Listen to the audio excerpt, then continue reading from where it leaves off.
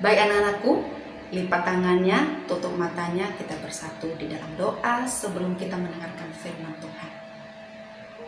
Terima kasih Tuhan, pagi hari ini kami mempersiapkan hati kami, anak-anakmu dari kelas 1 sampai dengan kelas 6, untuk duduk diam mendengarkan firman Tuhan, karena kami tahu Tuhan bahwa firman-Mu adalah penuntun jalan kami dalam melakukan segala sesuatu yang Tuhan berikan bagi kami. Berkati kami anak-anak-Mu dan berkati kami juga guru-guru yang mendengarkan. Dan berkati juga hamba-Mu yang akan menyampaikan firman Tuhan hari ini. Dalam nama Tuhan Yesus kami berdoa dan siap mendengarkan firman Tuhan. Yang percaya kepada Tuhan Yesus, sama-sama kita katakan amin. Oke, baik, selamat pagi anak-anakku semua. Ya, Miss Ira berharap kalian semua dalam keadaan baik, dalam keadaan sehat, dan tentunya masih dalam keadaan semangat dalam melakukan segala sesuatu. Nah, anak-anakku, hari ini Miss Ira minta kalian untuk memperhatikan layar ya yang akan Miss Ira tampilkan, karena hari ini ada beberapa hal yang akan kita dengarkan, tentunya mengenai firman Tuhan yang ada di dalam Alkitab. Nah, Miss Ira mengajak kalian untuk membuka Alkitab Matius pasal 5 ayatnya yang ke-37. Jika ya, hendaklah kamu katakan ya. Jika tidak, hendaklah kamu katakan tidak. Apa yang lebih daripada itu berasal dari si jahat. Nah, anak-anakku, kita adalah sebagai manusia ciptaan Tuhan yang tidak pernah lepas dari kesalahan. Kita harus ingat itu. Kenapa? Karena kita manusia yang terbatas, Nah, anak-anakku mungkin kelas 1 mungkin masih belum mengerti bagaimana sih Miss Ira maksudnya manusia terbatas seperti apa. Atau anak-anakku yang kelas 2 masih kurang mengerti. Nah, terbatas itu adalah bisa saja melakukan kesalahan. Nah, entah itu dari ucapan kita, entah itu dari isi hati kita, dari pikiran kita, baik mengenai diri kita maupun mengenai orang lain. Itu sudah pasti terjadi dan kita alami ya. Kenapa firman Tuhan ada?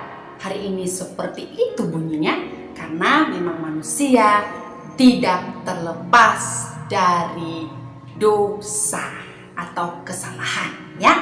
Nah, hari ini anak-anakku, tema firman Tuhan kita adalah Miss Ira berikan jujur. Apa?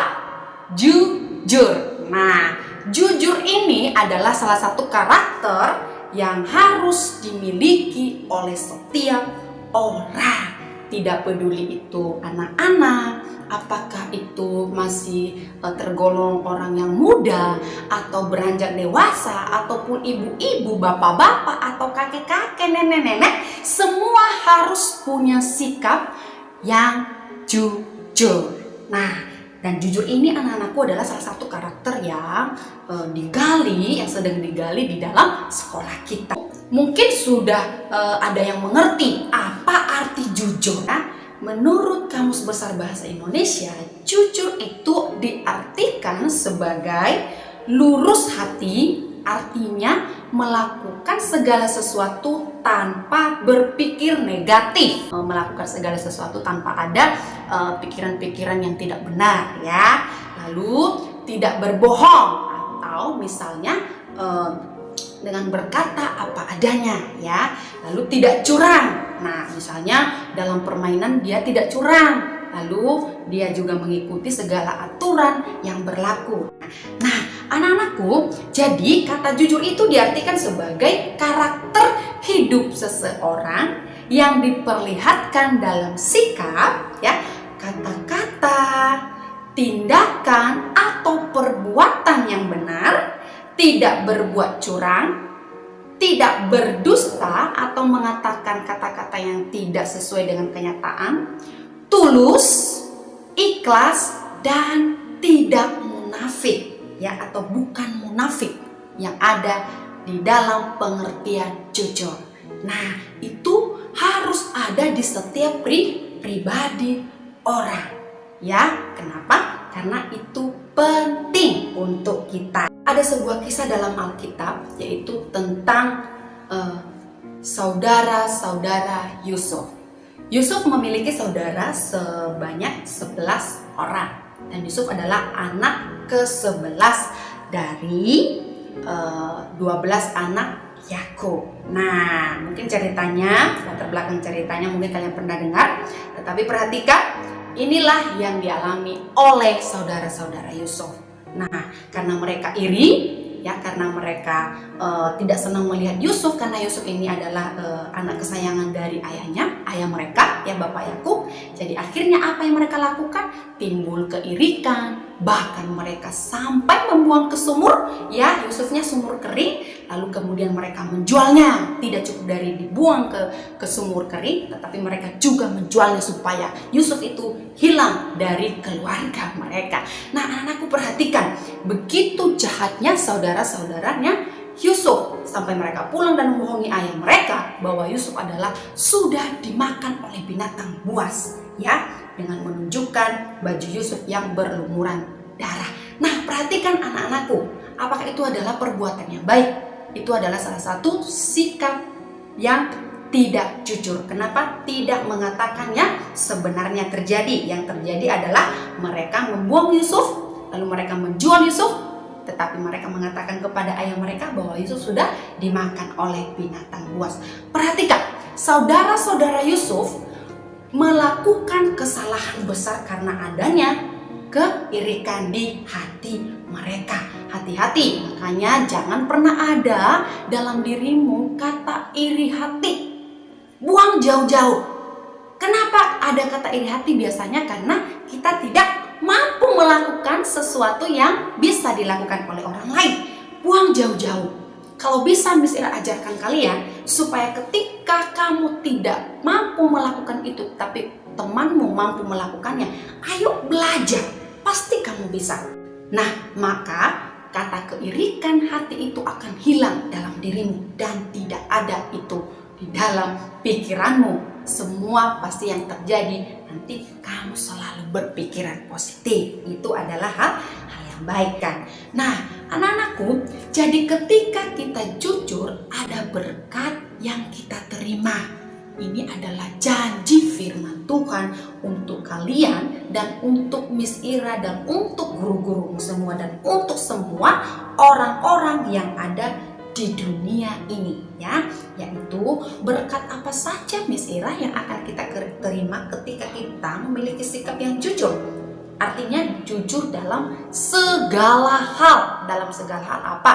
Dalam sikap, dalam isi hati, dalam isi pikiran, dalam perbuatan. Nah, itu ketika kita jujur di situ, maka ada berkat atau ada sesuatu yang kita terima dari Tuhan, sesuatu yang baik. Ya, itu namanya berkat. Sesuatu yang baik yang menyenangkan untuk kita. Apa itu?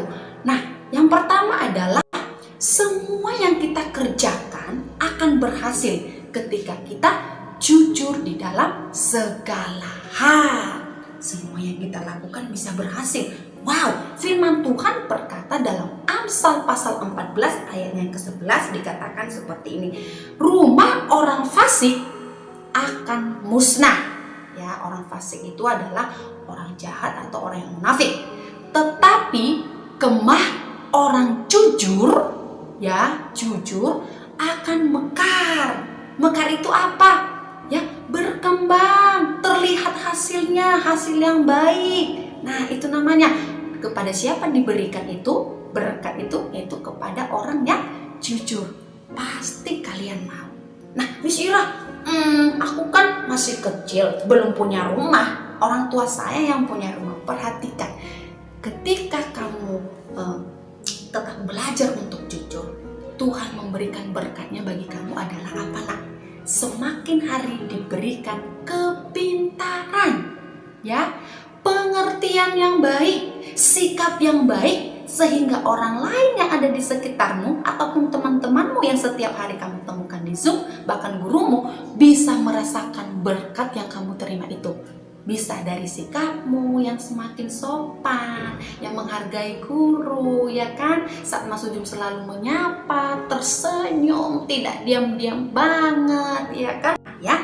Nah, lalu yang kedua anak-anakku, doa kita dikenang atau disenangi oleh Tuhan. Setiap hari pasti Miss Ira yakin kalian berdoa. Kenapa? Karena wali kelasmu selalu ajak kalian untuk berdoa sebelum makan, sebelum belajar pun kita ada renungan, ya.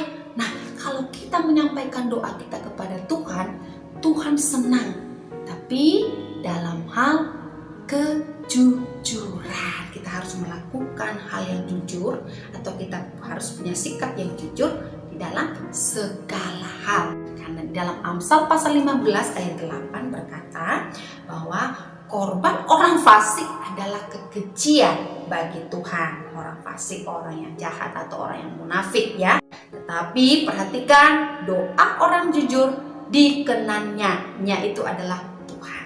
Anak-anakku, untuk mengakhiri firman Tuhan pada pagi hari ini, ada satu kesaksian pribadi Miss Ira sendiri, dan tidak perlu kalian contoh, ya, tidak perlu kalian contoh. Lalu perubahan yang Miss Ira alami, itulah yang kalian contoh. Nah, ada suatu kisah, suatu hari Miss Ira dengan tidak berpikir panjang, atau dengan tidak setengah sadar, dengan tidak sadarnya Miss Ira melakukan sesuatu, ya, melakukan sesuatu dan tidak mau mengakuinya. Kenapa? Karena Miss Ira masih bingung. Nah, masih bingung. Kenapa Miss Ira nggak mau mengakuinya? Karena Miss Ira, yang pertama, Miss Ira nggak punya niat sama sekali untuk melakukan itu. Lalu yang kedua, Miss Ira lupa. Miss Ira juga bingung, bahkan menangis kepada Tuhan kenapa Miss Ira melakukan hal itu. Karena Miss Ira takut dipikir orang dengan hal yang negatif, maka Miss Ira nggak mau mengaku itu dan nggak mau jujur. Akibat dari ketidakjujuran Miss Ira itu, maka akan ada akibat yang Miss Ira terima. Tetapi dalam hal itu Miss Ira berpikir bahwa itu sikap tidak baik. Kenapa? Karena tidak jujur pada diri sendiri dan tidak jujur pada orang lain, ya. Nah, itu tidak baik atau sikap yang tidak perlu kalian contoh. Tetapi perhatikan, Miss Ira punya cara sendiri untuk menyelesaikan itu. Nah, dengan cara apa? Miss Ira berusaha terus yakin bahwa sebenarnya Tuhan itu ada, meskipun tidak kelihatan. Nah, dengan begitu Miss Ira selesaikan dengan Tuhan sendiri, yaitu dengan memberikan itu sebagai persembahan kepada Tuhan dengan 2 kali lipat. Nah, setelah itu Miss Ira tenang. Tetapi ada konsekuensi yang Miss Ira terima, ya. Dengan ketidakjujuran Miss Ira, mungkin orang lain melihat Miss Ira, buruk, ya kan? Nah, dengan ketidakjujuran Miss Ira, teman-teman atau orang-orang yang di sekitar Miss Ira menjauhi Miss Ira, atau selalu mengomongin Miss Ira, atau memfitnah terus. Nah, itu adalah akibat dari ketidakjujuran. Nah, setiap manusia pasti melakukan kesalahan, sama seperti saudara-saudara Yusuf yang awalnya menipu ayah mereka bahwa Yusuf itu sudah dimakan oleh binatang buas, padahal tidak, padahal mereka menjualnya. Tetapi pada akhirnya meskipun mereka melakukan hal yang jahat itu, tetapi rencana Tuhan dalam hidup Yusuf tetap tidak gagal, yang akhirnya Yusuf menjadi penguasa di Mesir. Bahkan yang terjadi adalah ketika Yusuf menjadi penguasa di Mesir, lalu saudara-saudaranya datang ke Mesir untuk membeli bahan makanan. Pada waktu itu karena terjadinya kelaparan yang hebat di negeri di mana ada saudara-saudara Yusuf tersebut. Lalu kemudian apa yang terjadi?